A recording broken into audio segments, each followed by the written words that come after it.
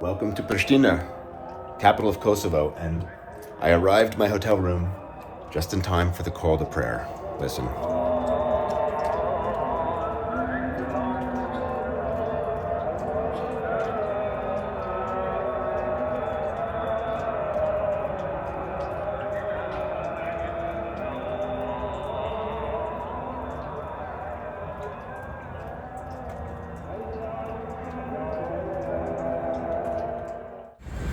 To start my trip here, I just got a SIM card from Vala to get my cell phone working. Should have been $7, and the cell phone store says no charge for Americans. It's a gift. And today I flew into Kosovo, but a few weeks ago I drove in and I needed insurance, and a similar thing happened. The insurance agent gave me insurance for free. He said he wasn't going to charge Americans. So, like I said last video, I'm not going to get involved in politics, but they do seem thankful to Americans here. Let's eat and we'll kick off this video.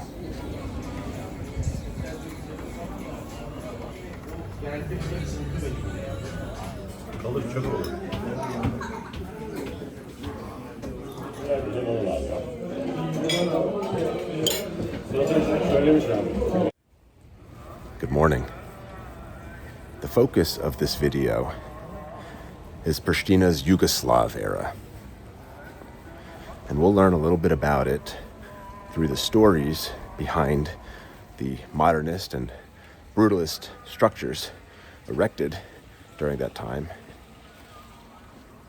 And more importantly, through Spomeniks. Spomenik is a Serbo-Croatian word for monument.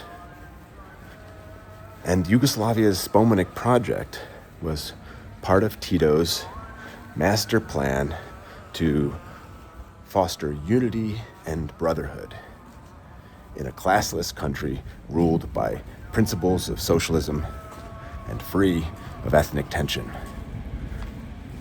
Estimates put the number of Spomeniks built at up to 40,000. Now, locations and information about these Spomeniks I've pulled mostly from the website Spomenik database. It's a great resource if you're interested in wandering around former Yugoslavia, hunting for these monuments that are often abandoned and decaying. I've been working on this Yugoslav Spomenik series for a few years now. And I'll put a link to that playlist in the description area in case you have a few weeks worth of viewing time to kill.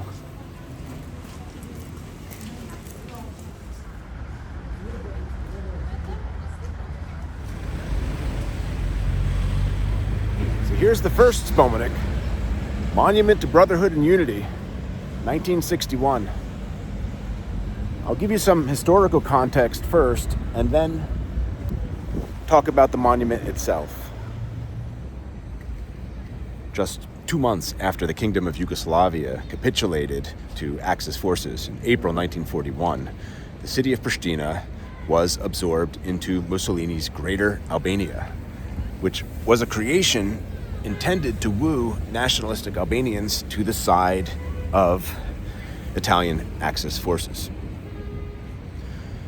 Italians set up a puppet government in this Greater Albania made up of many Albanians who were intent on seeking revenge against injustices it felt were carried out on them during the Kingdom of Yugoslavia era, with ethnic Serbs in Kosovo being the primary scapegoat. In June 1942, the Prime Minister of the Greater Albania Axis puppet state made the following statement regarding ethnic Serbs living within the region. He said, "We should endeavor to ensure that the Serb population of Kosovo be removed as soon as possible. Serbian settlers should be killed." Now, this statement, among many others, led to the persecution, the ethnic cleansing, and the killing of ethnic Serbs and Montenegrins living not only in the Pristina area, but throughout Greater Albania. However, as the Italian occupation wore on, the Albanians' growing nationalism pushed them to resist even this Italian presence. And when the Italian army capitulated in 1943, the area of Greater Albania was taken over by the German forces, resulting in the persecution of many Jewish people throughout Pristina, something that hadn't happened under the Italians. In May 1944, the 21st Waffen-SS Division, made up mostly of Albanian Muslims, arrested around 300 Jewish civilians living throughout Pristina and handed them over to the German forces, who shipped them to the Bergen-Belsen concentration camp in Germany. A year after that, in May 1945, the German forces withdrew from Pristina during their retreat northward, thanks to the pressure of Allied bombs. By the end of the war, the city of Pristina's population had dropped to just under 10,000 citizens, down roughly 6,000 from its pre-war population, due mostly to the expulsion, the fleeing, the genocide of the Jews and the Serbs. Meanwhile, it's estimated that upwards of 250,000 ethnic Serbs were forcefully deported from Kosovo during World War II. Okay, let's talk about the monument. The initial planning stage for a Pristina monument began in 1959 when a design competition was held. And the competition was won by famed Serbian designer Miodrag Živković. Živković was among the most important Serbian artists of the 20th century, and I've shown you works of his in past videos. Some of my favorites were Interrupted Flight in Kragujevac, Serbia. And let's say, it is hard to choose, Battle of Suceska in Ćentište, Bosnia. Živković died at the age of 93 in, I think it was 2020 in Belgrade. Anyway, this Spomenik complex was completed in 1961. The spot chosen for this memorial complex was directly in the center of Pristina, on the place of a 19th century Ottoman bazaar called Charshia, which had fallen into disrepair after World War II. This obelisk is 20 meters tall and made of 3 separate thin pillars that connect at the top. Živković intended that each of the obelisk's 3 pillars would be a symbolic representation of a member of the Brotherhood of Yugoslavia that lived in the region of Pristina. The Serbs, the Albanians, and the Montenegrins. All 3 pillars combining to make one unified structure clearly represents all 3 ethnic groups working and living together in harmony and peace. A testament to the Yugoslav concept of brotherhood and unity. An idea of particular importance to the Yugoslav president Josip Tito, who was a central figure behind this monument's creation. In front of the obelisk are 8 bronze stylized figures representing 8 Partisan soldiers.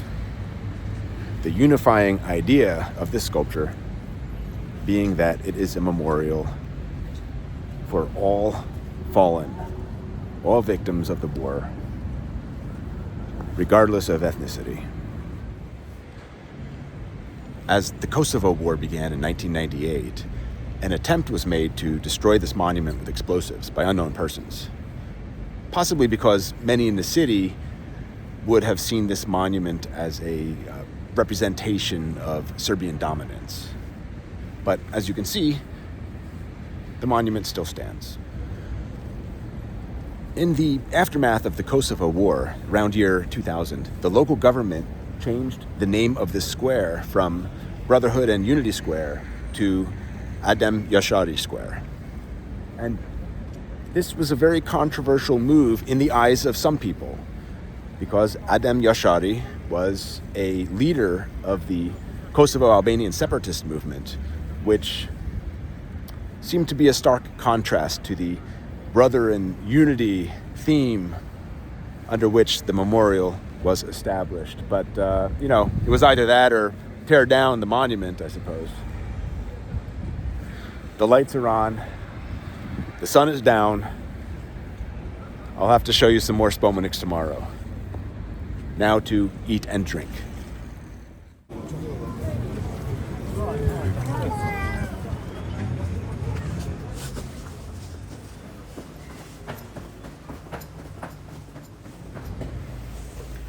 Shortcut.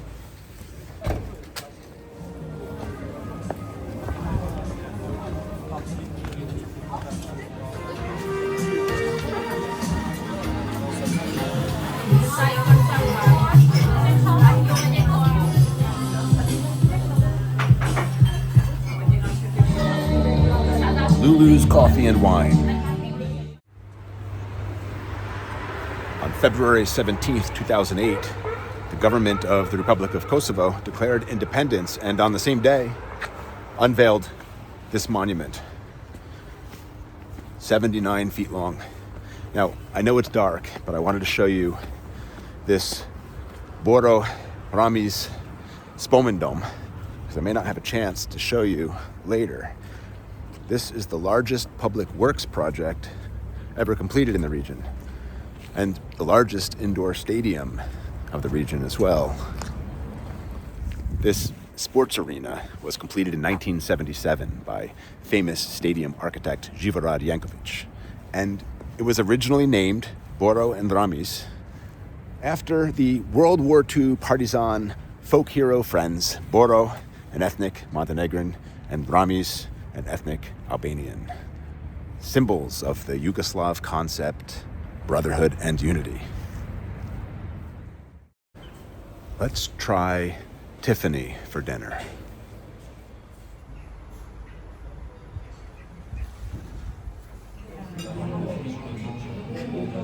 They don't have a menu here. The waiter's just gonna bring me out little bites of this and that.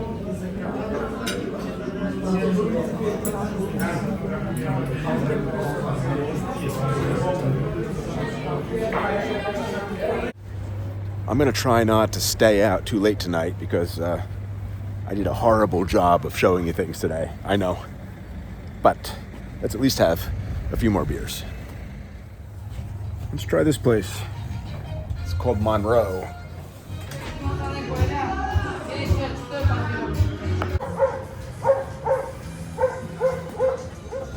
Balkan Taverna. Let's try here.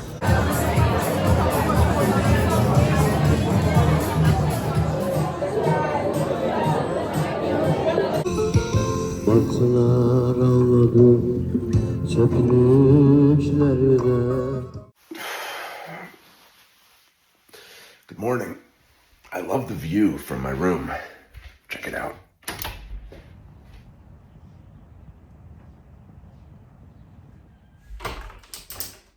So this room is $15 a night.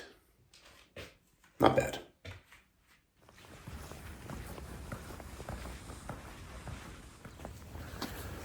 I'm walking up the hill near my hostel in the Volania neighborhood to a Partisan cemetery.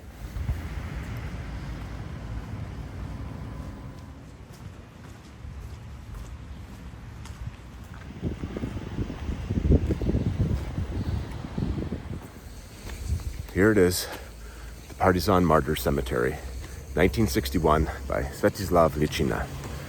And it commemorates the many soldiers and civilians who perished in the Pristina region during the National Liberation War, aka World War II.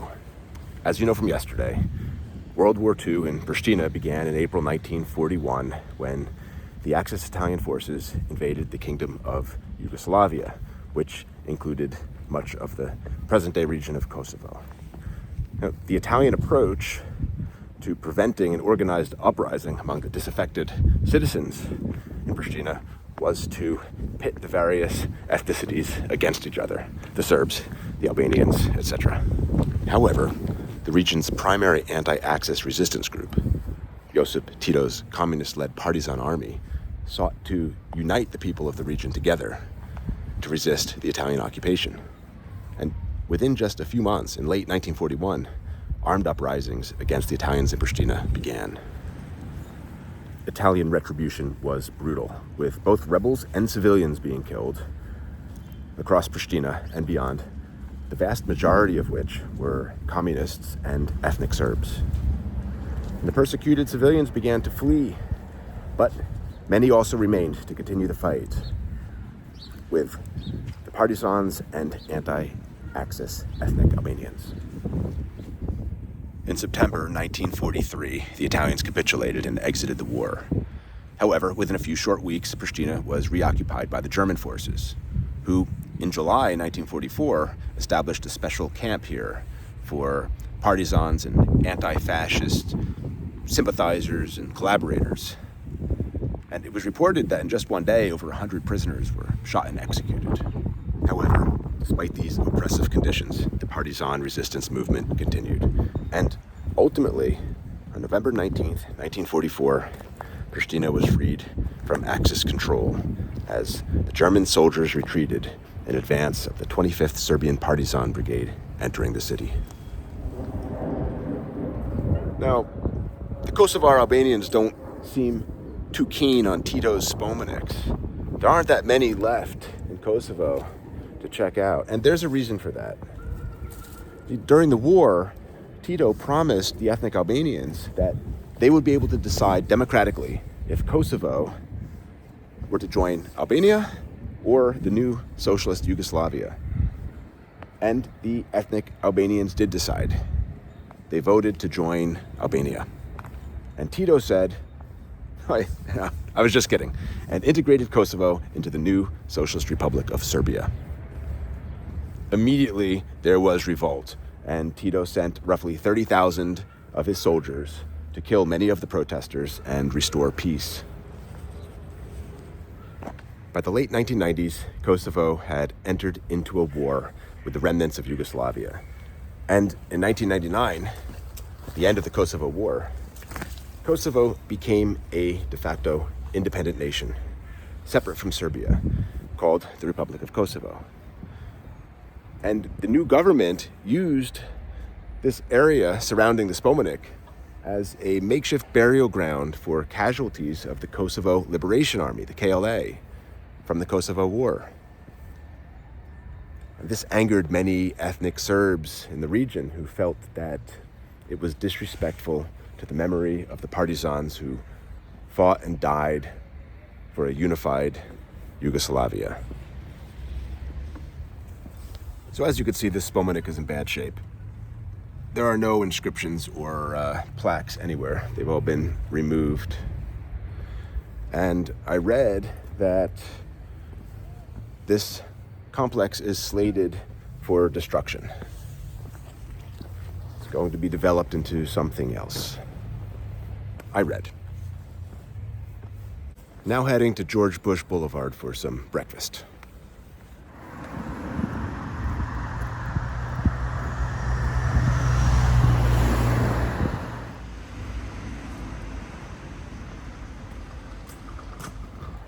Passing by the National Library. I'll come back to it after breakfast. News sources referred to it as the ugliest building in the world when it was unveiled.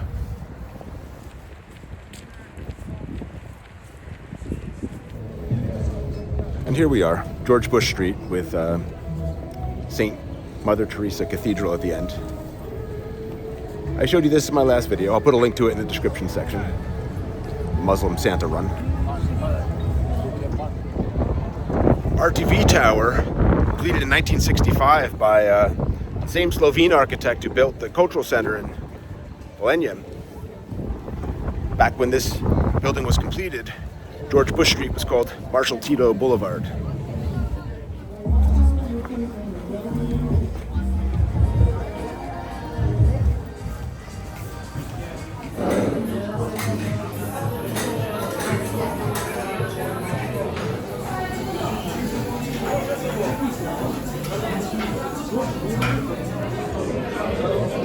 I didn't even have coffee this morning. I was so worried about having enough sunlight to show you some shit. Here's what a $4 breakfast looks like. All right, back to the library.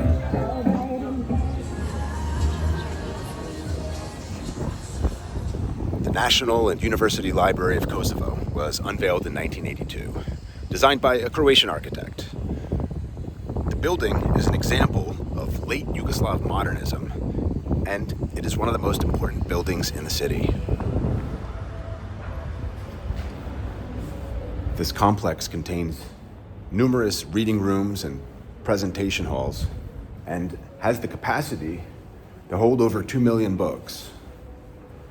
From the library, we can see the St. Mother Teresa Cathedral, and also on university property, the unfinished Serbian Orthodox Church of Christ the Savior, a contentious symbol in Pristina.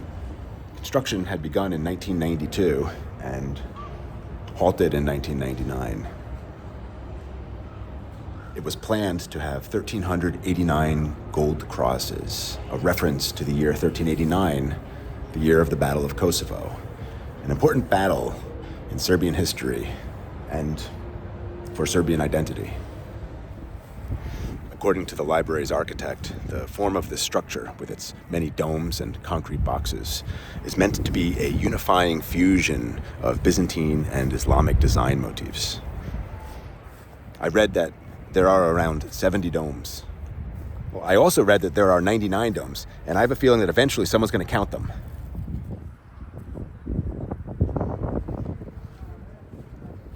What do you say? Take a peek inside?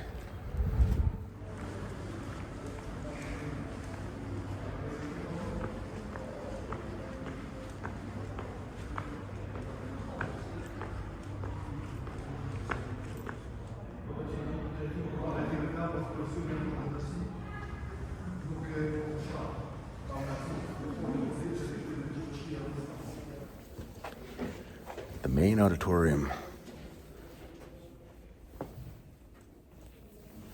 The piano up there.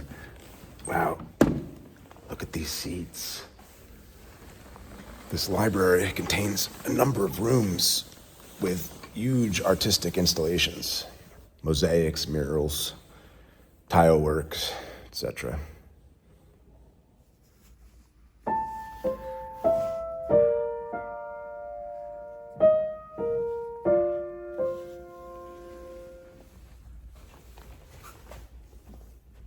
Here's the view from the lectern. If only I had something to say to you.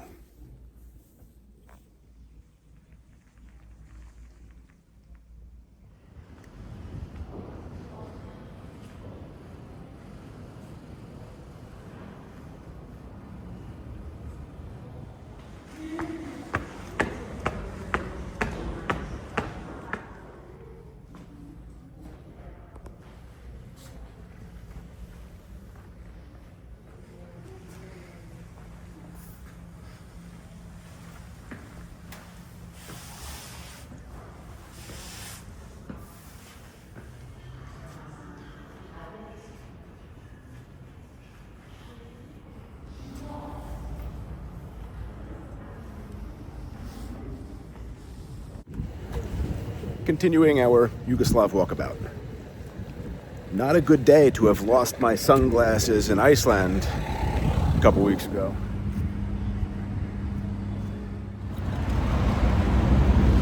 The Electro-Kosovo Tower, also known as the Lepa Brena Tower, 1984. Lepa Brena is the beautiful and talented Yugoslav folk singer. Went to a concert a few months ago in Boulevard, Serbia. Here's a clip.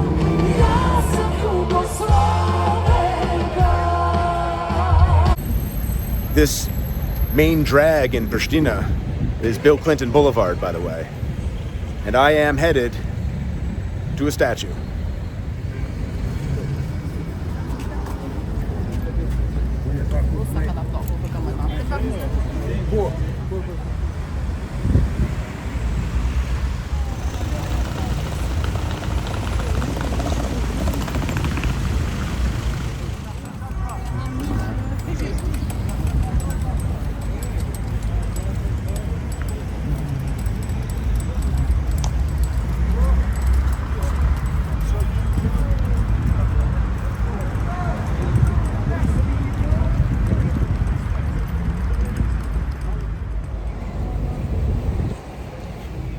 After the Kosovo War, the Albanians in Kosovo wanted to thank former US President Bill Clinton for his help with their struggle against the government of Yugoslavia, which consisted by this time of only Serbia and Montenegro. So on November 1st, 2009, this 10-foot, 3-meter-high statue of Bill Clinton was unveiled in a ceremony that Bill Clinton himself spoke at. Now headed to the center of high-class social life in Pristina.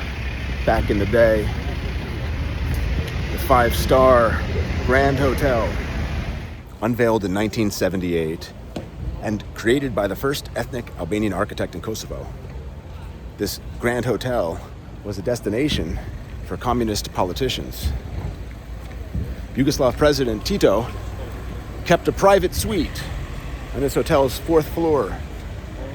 Containing over 350 guest rooms, this hotel stood as the only A-level 5-star classified hotel in all of Kosovo. For the Kosovo War, this facility was used as a military base, and sources recount that the notorious warlord Arkan commandeered Tito's suite for himself. This hotel was occupied by Serbian forces, and then KLA forces, and then K4 forces. Originally, it was owned by the Yugoslav government. After the war, it was privatized and sold for 8 million euros.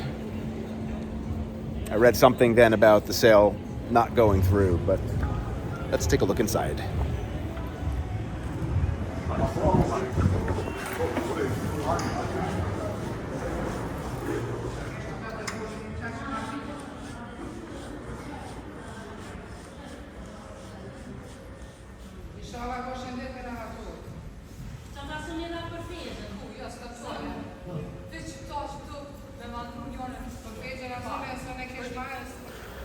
This hotel has seen minimal renovations, which on one hand give it a somewhat shabby look, but on the other hand leave it as a remarkably preserved time capsule of Yugoslav-era interior design.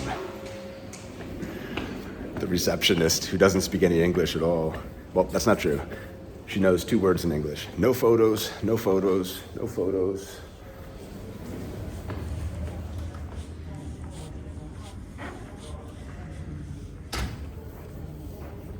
Let's see if we can check out the modernist bathroom.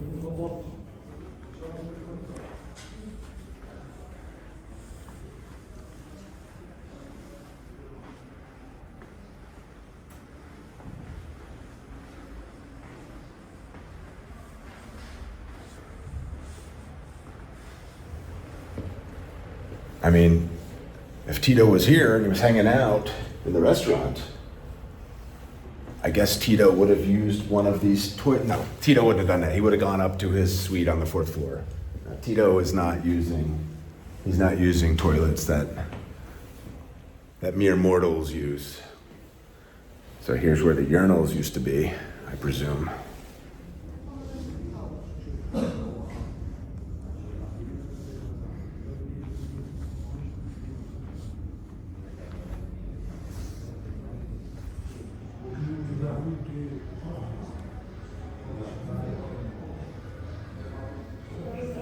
The Prishtina Fight Club is up here.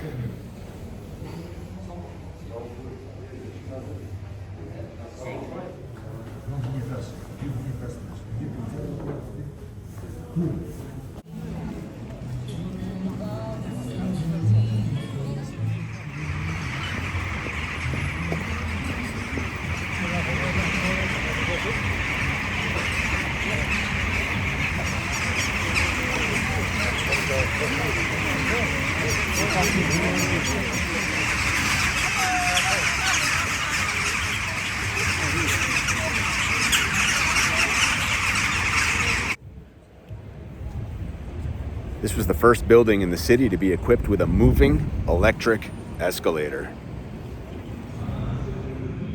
This is the first major civic project in Pristina helmed by a female architect, She was Macedonian. It's the old Gurmia department store.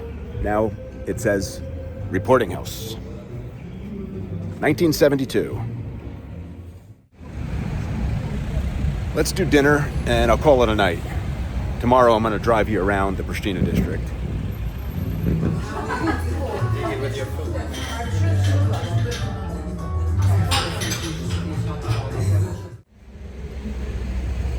I know it's dark, but heading into the city park, there's a small Yugoslav-era monument there.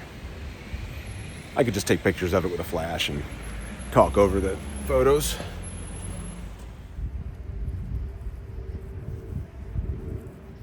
Found it. Monument to Boro and Ramis, 1961. And as you can see, Boro, the Montenegrin, is missing. We still have Ramis, the ethnic Albanian.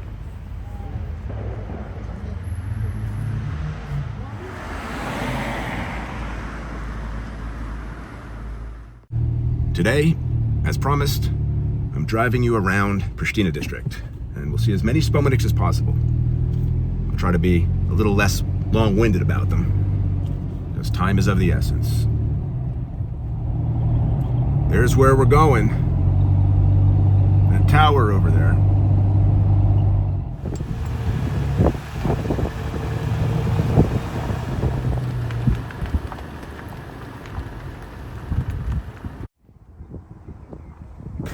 At this site, Balkan history changed course twice, some 6 centuries apart. Gezi Mestan is the name of this monument and memorial site, commemorating the 1389 Battle of Kosovo. The actual battlefield is about 6 to 7 kilometers southeast of here, named Kosovo Polje, Kosovo Field.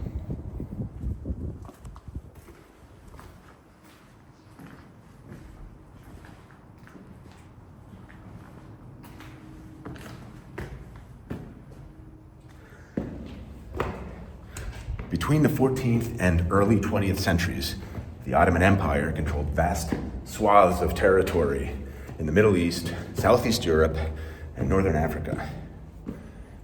In 1389, intent on expanding the empire beyond Southeast Europe, Sultan Murad Hudavendigar led his Ottoman troops further than they had ever been before to Serbian territory.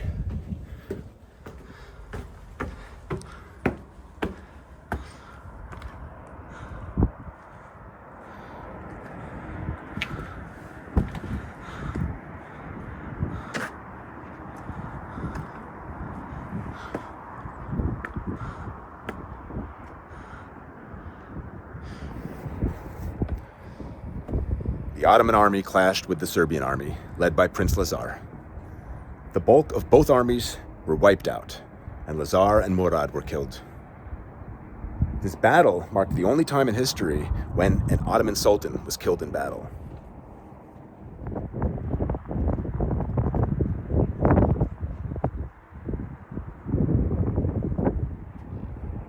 This was a temporary setback for the Ottoman Empire, which was able to mobilize many more troops.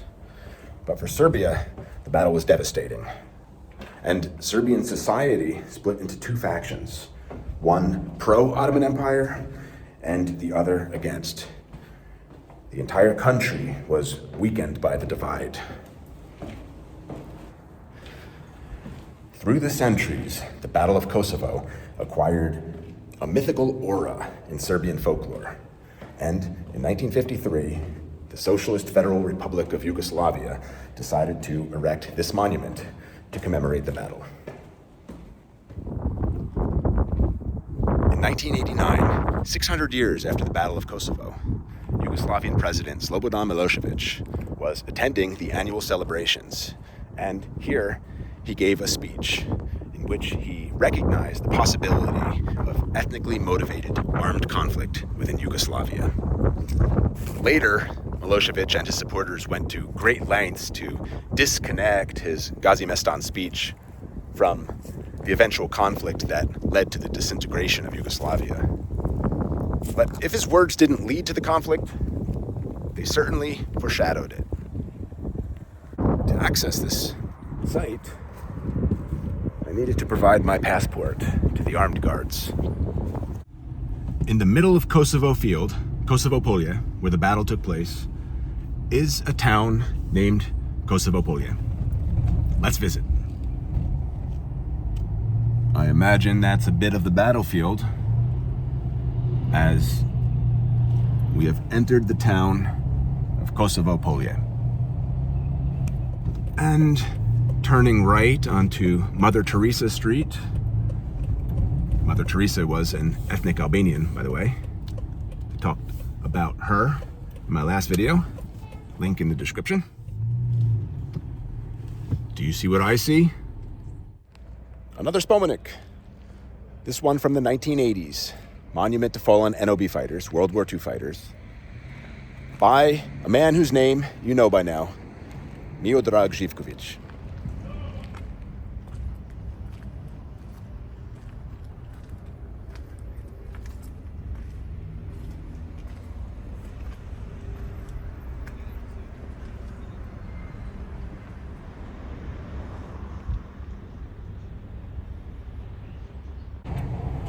To the next town.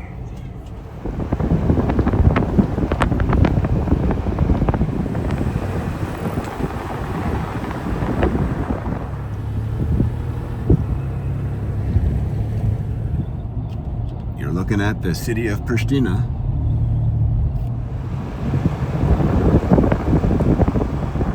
Entering the small town of Livaje.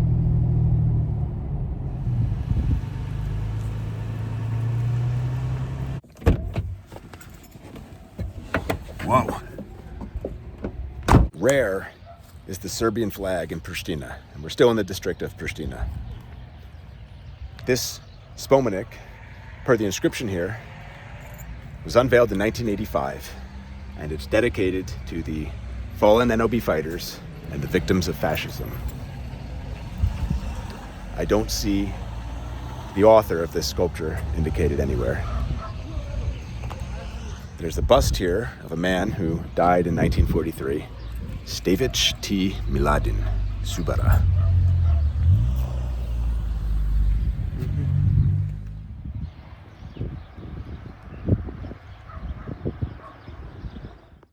Let's do one more spomenik, and then I gotta shop for some sunglasses. The sun is killing me. Heading to a town called Lipljan. It's about a 10-minute drive. Here in Lipljan, the remains of a Partisan memorial cemetery dating from 1962 by Miodrag Pecic.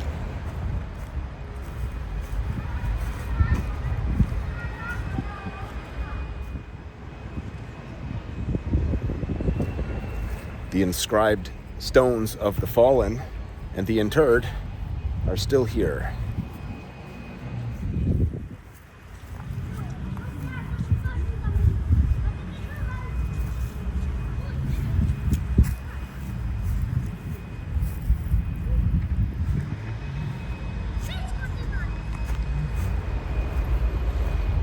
I imagine inside here is where once the remains of the fighters were interred.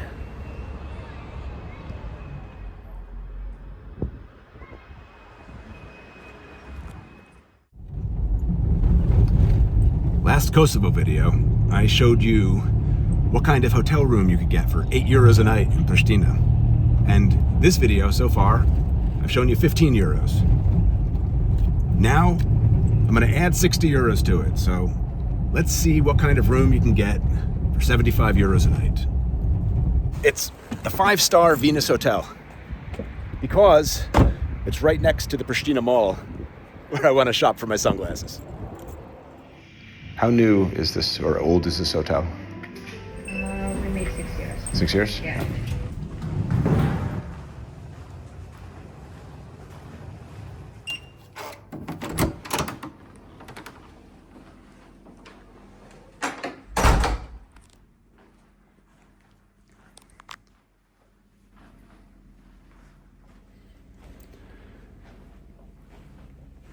Oh, I like how the TV is within the mirror here.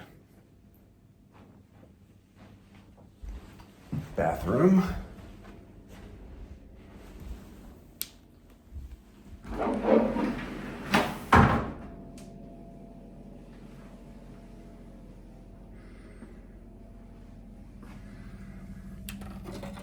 It's all about Venus.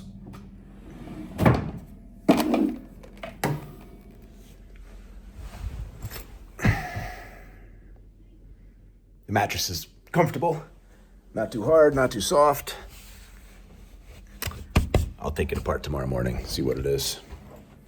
And a little balcony. Check out our view. I can see the shopping mall I'm gonna be visiting.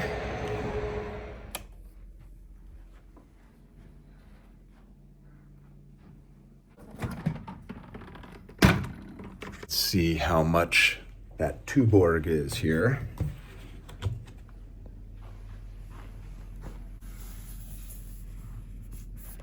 €4.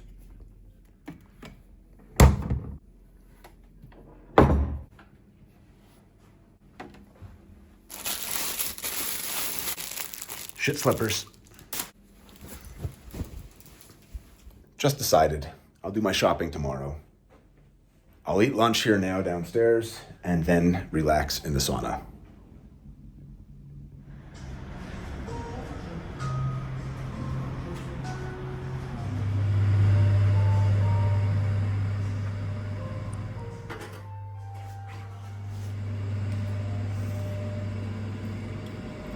Okay, so I'll see you tomorrow.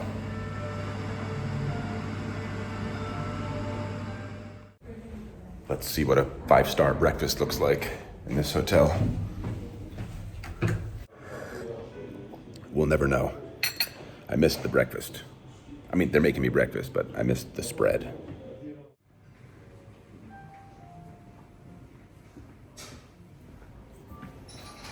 Not bad for $8, €8, same thing these days. Heading to Pristina Mall, one of the biggest shopping centers in the Balkans, and the biggest in Kosovo.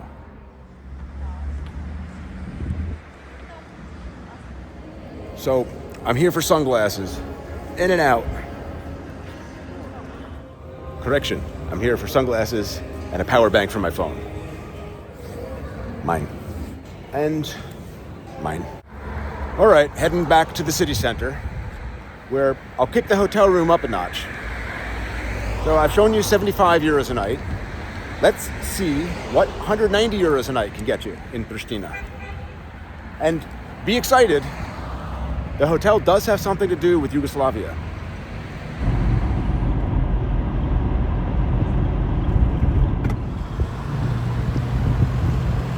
Boro and Rami's Stadium, you know it. Here it is, the first major modern hotel constructed in Prishtina, 1958, originally named Kosovski Boulevard, after a beautiful flower in the region. The creation of this hotel marked the start of the contemporary architectural era for the city.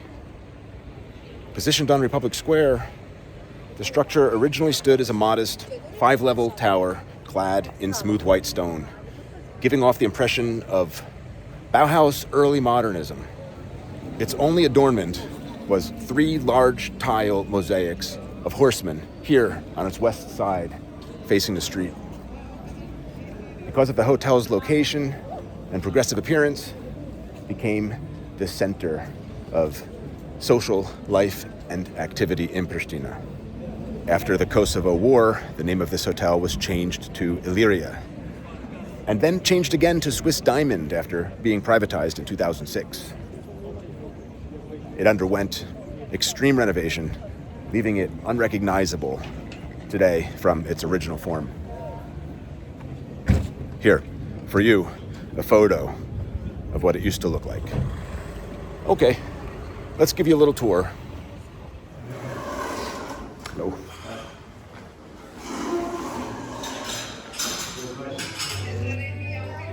This is the hotel lobby bar. The receptionist told me that there's no element remaining in this hotel from the original structure that I can show you.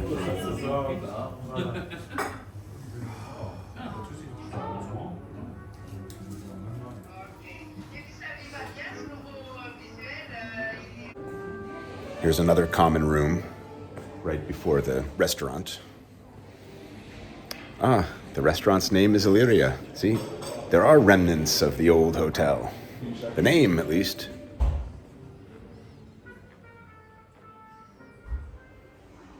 And there's a hallway of window shopping. Could have gotten my sunglasses here.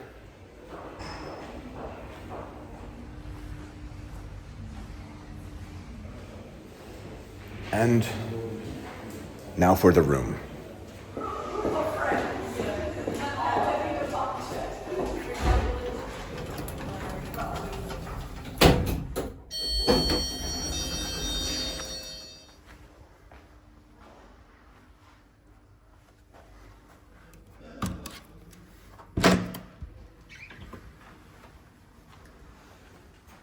So this is what 190 euros a night can get you. Now, I asked the receptionist for the American discount, and she took off 25 euros, so I'm actually paying 165 euros a night. And I'll stay 2 nights. I have a balcony.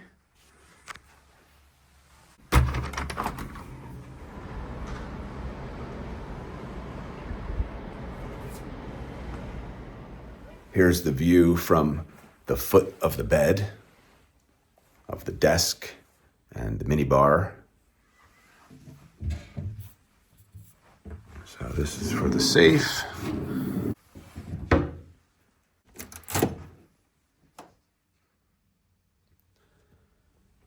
There's a QR scan outside the refrigerator, but it's not working. Picture of a coffee mug, and surprise, coffee. Complimentary. A drawer that says nuts. They weren't lying. Let's see if there's something in this drawer. Not a bad minibar inventory at all. Just the prices are a mystery.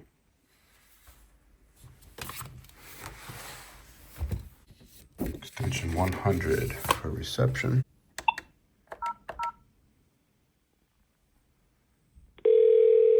So a beer is 7? A beer is 4. A beer is 4. Okay. Thank you. Let's check out the closets.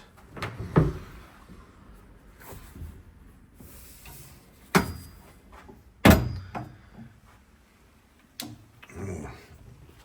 I think I'm gonna like these slippers. Yeah, good slippers.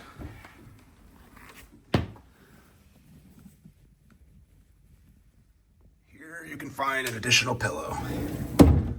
Correct.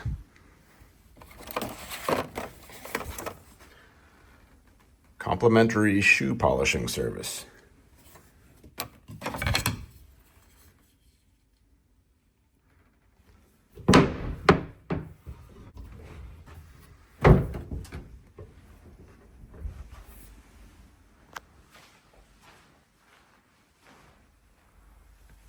Remote control bag.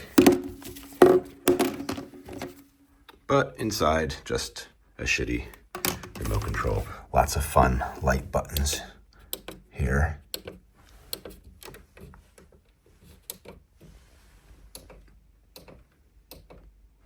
And the best for last, the bathroom.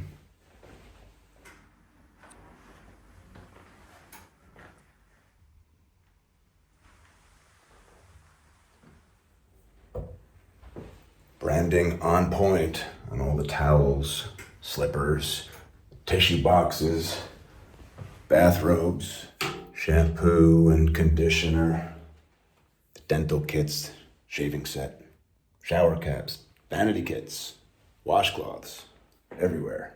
Swiss Diamond Hotel, Swiss Diamond Hotel. The soap.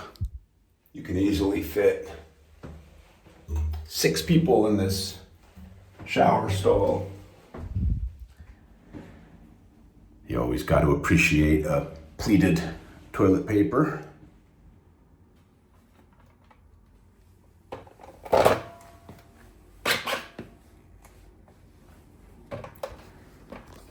Well, you gotta subtract about 10 kilograms from my boots.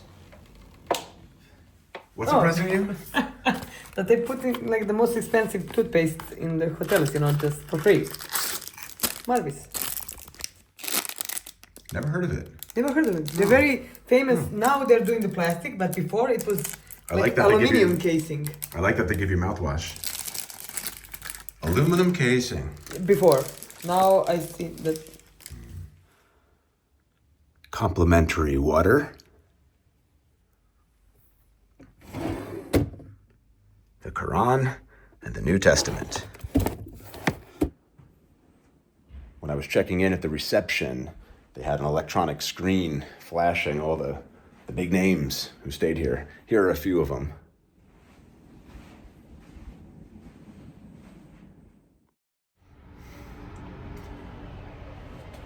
Good morning. It's looking like a spa day today.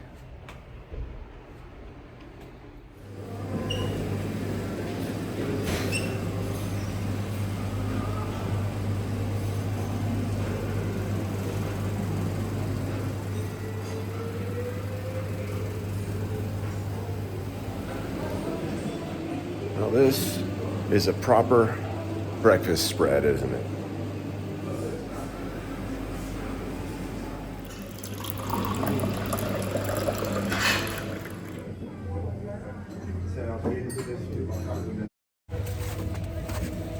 But first, before the spa, let's go to the top of St. Mother Teresa Cathedral.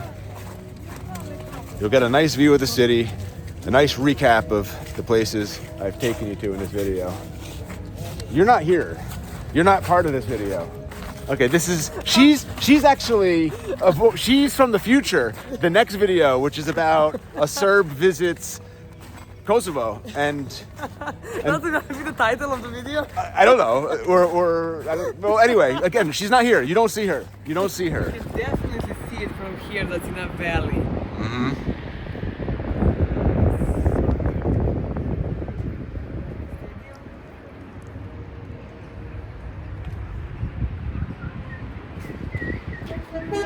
Look at all the graffiti on the elevator.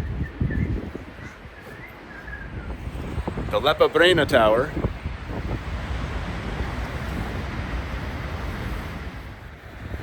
National Library of Kosovo. And behind it, the Serbian Orthodox Church, abandoned in 1999. Ah, here's the Boro and Rami's Stadium. All of your favorite modernist structures. The RTV Tower.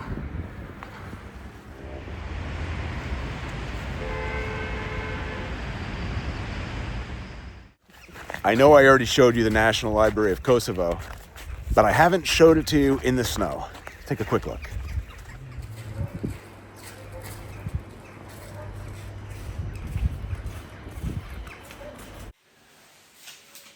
Okay, I'll show you a bit of the spa of the Swiss Diamond Hotel, and then we'll call this video fin.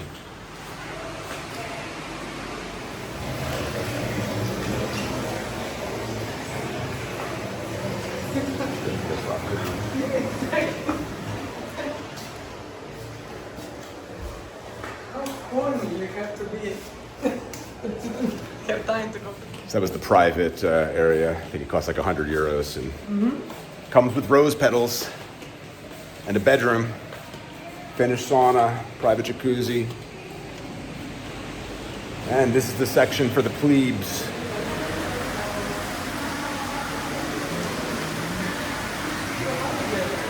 Salt sauna.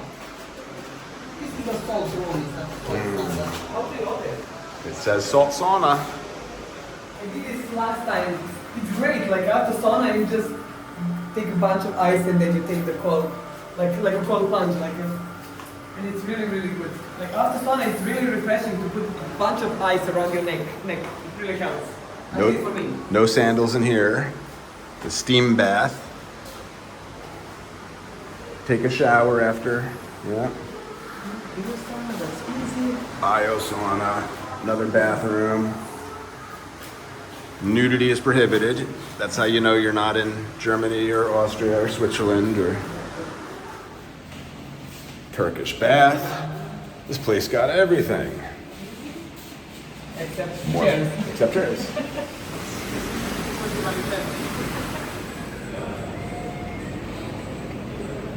Old-fashioned.